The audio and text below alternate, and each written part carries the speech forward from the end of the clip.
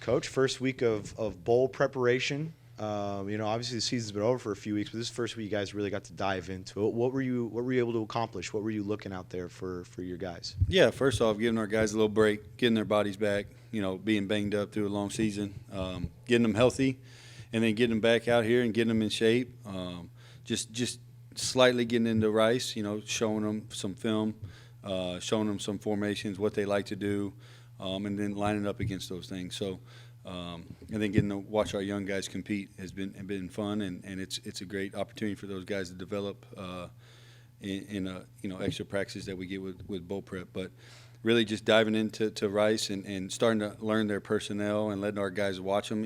I told the guys what an opportunity with so much prep time that you get to really know your opponent. The last time you had this much prep time was Baylor. So and I feel like we're ready to go for Baylor. So it just gives them extra time to watch games and get a feel for who they are and their personnel. Yeah, even you just bringing that up right now about having that extra time for Baylor and just more time to dive into what they actually do. Do you feel that way about Rice? You're getting a little – obviously they get it for you as well. That's but right. How beneficial is that for the Bobcats? Yeah, and instead of turning around and really getting ready in four days, you get 2-3 weeks. So, you should be prepared. The guys should be prepared. The guys should understand what they're trying to accomplish offensively. Now, obviously, with their more prep, they can do more things. So it's one of those things. I remember sitting here going into Baylor, you think you know who they are, but they can do whatever they want. But getting to study their whole season, really look at every game and just get a really good feel for them, and let the guy and take your time and watch games with the guys and break down every bit of their offense has been really good so far. And again, not the stress of throwing all the game plan in 2 days. You can do it over 2 weeks. And good part about it as well is you get time to heal. Yes. Have you seen that from your team? Oh, some absolutely. Guys heal up. I mean, we Coach Kenny blessed our guys with we lifted for a week and then had a week off, finish up school. So just to get those guys rested, you get banged up at the end of the season, shoulders, hamstrings, everything's sore. So just get them healthy, get them in the weight room, get their bodies back, get them playing at a high level going into this bowl game. You've participated in some bowl games. Mm-hmm. What's the difference between, I guess, when you're at Miami, when a P5 goes to a bowl game to a G5, especially when a program that's never been to a bowl game? Is it the same, or are there a couple? I think there's always an excitement around a bowl game. At Miami, when we got there, they hadn't been to a bowl game in a really long time, and we went in year one and won a bowl game, I think, in the first time in 15 years. So the excitement was there for sure. And then, at Miami, had the opportunity to play in the Orange Bowl, so the excitement was there. I think guys always – it's a reward. It's a long season. You get rewarded with a bowl game with gifts and an opportunity to go to Dallas and spend time with each other, spend time with these seniors that we're not going to have for very much longer, and even going through the prep, extra 2-3 weeks to be around the guys. That's what we do it for, is to be around these guys, and it's just it's a rewarding process. And I know it's never been done here, so we got to keep our guys focused. At the end of the day, it's about winning this game. And setting school history, 8 wins, and winning the first bowl game they've ever been to. So just really excited. We were talking about, especially during this time, player development, especially for these younger players, is so key during bowl season. Why is it so important to get these young players developed, especially kind of what Coach DePar's like? You don't get to have them as during the fall practice as you do during this time. Yeah, I mean, when you bring a guy in fall camp, you're trying to find guys that are going to play in the game, and you got to make those decisions about 2 weeks in the fall camp. So they don't get as many reps, and now coming out of the season, you kind of know who's going to play in the game, and those young guys that haven't played a lot, now they can get a lot of reps when we do this developmental period at the end of practice, and just seeing those guys play live and get live reps and get the call and communicate with each other.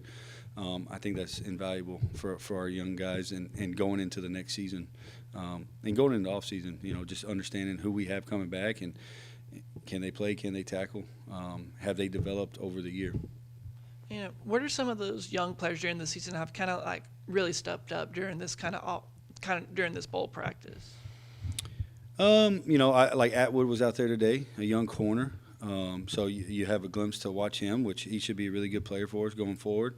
But that hasn't had an opportunity to play a whole lot with an older corner room. So, he comes to my mind, just getting him out there and, like, putting him in the fire, letting him tackle. So that's been good to see. Some young D linemen, JoJo, getting him out there and he's played. But he's going to take his red shirt, but getting out there and just getting more reps. So when he comes back next year, he's ready to go. We feel like he's an older guy, not a redshirt freshman. So those two come to mind, and there's plenty more. Walk-ons coming out and trying to earn a right to play in the bowl game. JJ comes to mind. He's been out there, flying around. So I think he's earned the right to play on special teams. What it sounds like from our head coach. So a guy, how cool is that? A guy that hadn't played in a game, and we go to a bowl game, and he might be out there on a special teams unit. So, rewarding for the guys all around, whether that's for our starters to get to go to a bowl game or guys earning a right to play in a bowl game is really cool. We hadn't gotten to talk to you since the season ended, but you ended the season leading the nation in tackles for a loss. You had some players make the all-conference team, Holloway and Ben Bell, Sean Holden. I think I'm forgetting somebody.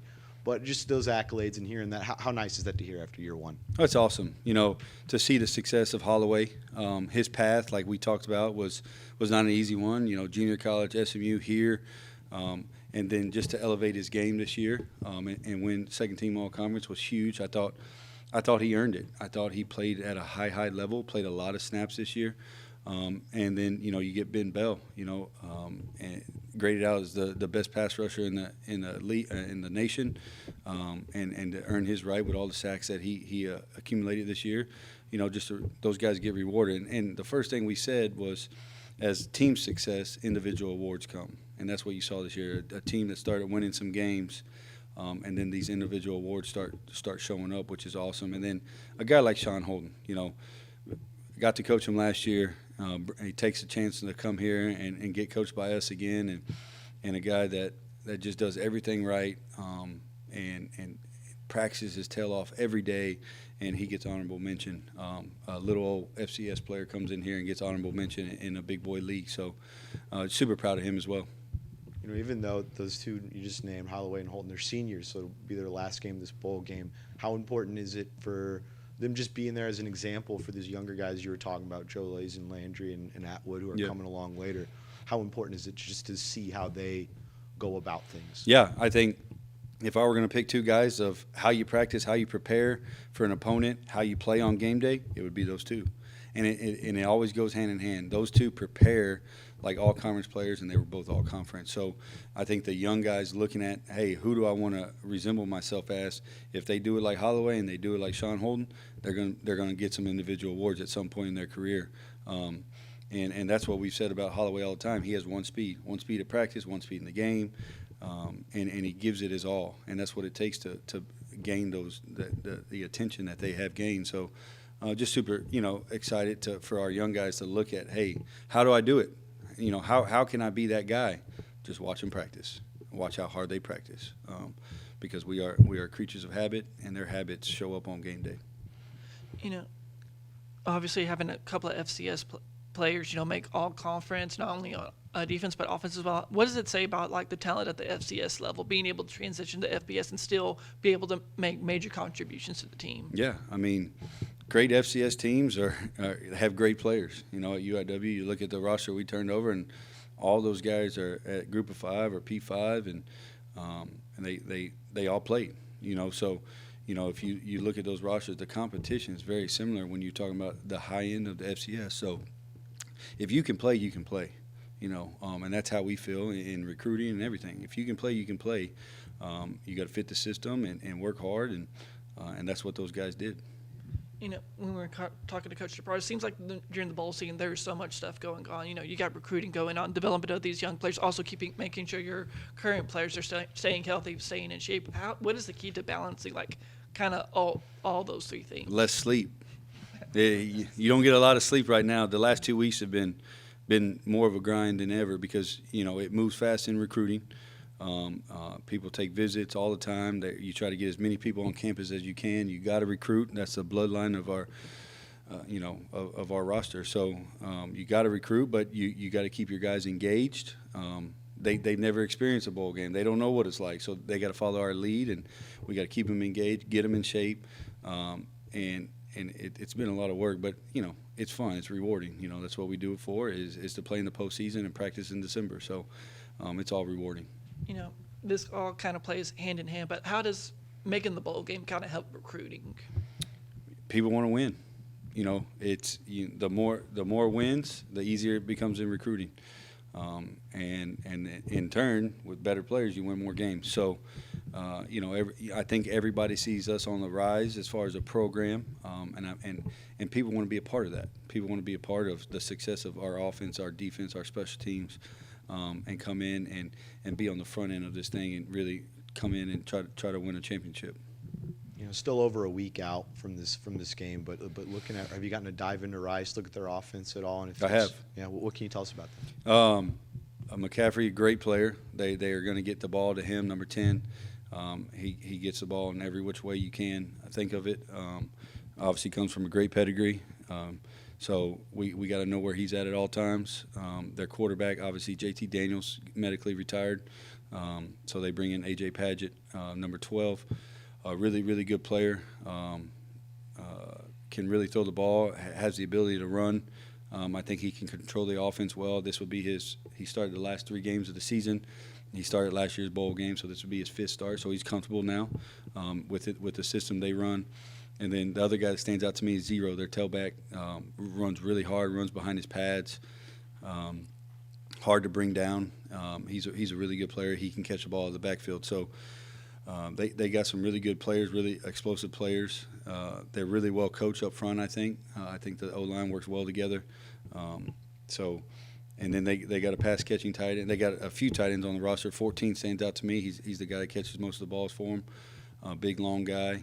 And then number 80 on the outside lane, he's big, tall, really tall guy, jump ball dude that can go get it. So they got pieces. They got real live players. It'll be a challenge. It'll be a great matchup.